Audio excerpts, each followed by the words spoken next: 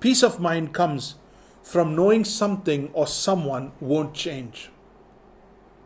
Peace of mind comes from predictability, from assurance of something that's not going to change. Let everything else change, let this one thing not change. For some of us, it's our marriage. As long as everything else changes, as long as our marriage doesn't change, we'll be fine. For some, it's finances. For some, it's our children. For some, it's our career, our jobs. For some, it's our stability. For some, it's our health. That one thing we want, and we hope that if that doesn't change, everything will be fine. Peace of mind comes from knowing something or someone won't change. It is the predictability and the surety that someone can be counted on. My dear brother, my dear sister, my dear friend, fortunately, God is that one constant. God is that one constant.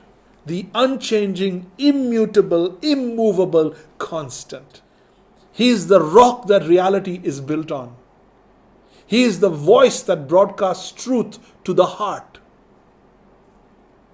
He is the one constant that doesn't change. Look at your screens right now. The Bible says, in the last book of the Old Testament, before Jesus himself comes in the New Testament, in the last book of the Old Testament, the Bible screams out, God himself screams out, he says, I am the Lord, I do not change. I am the Lord, I do not change. My friend, holding God's hands, it is a metaphor for affection with God. It is a sign of reliance on God. It is a show of trust in God. It is a picture of a relationship with God. It is a way to know the presence of God. When we shift from a life of familiarity and considerable amount of control, which is what our life has been so far, when we shift from that life to uncertainty, to the unfamiliar, to the uncontrolled environs, we shift our command center from our heads to our hearts. That's what you need to do. You need to shift from understanding what you think you can do to what God says He will do. You need to shift from trying to process what's going on with your head to try and process what's going on with your heart. I don't mean feelings. I mean faith.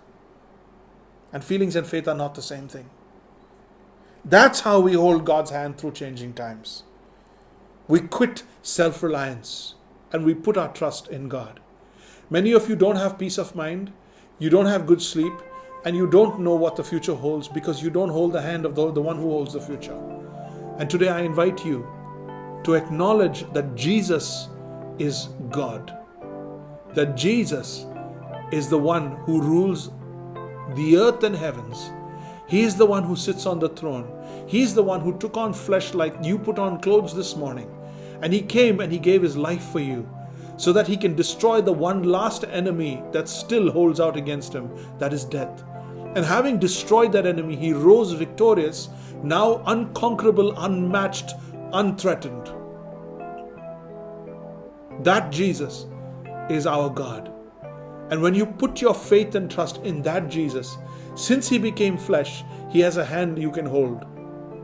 Since He became flesh, He has a face you can connect with. We now navigate from the heart, from faith in the one who does know, who doesn't change, and who doesn't disappoint.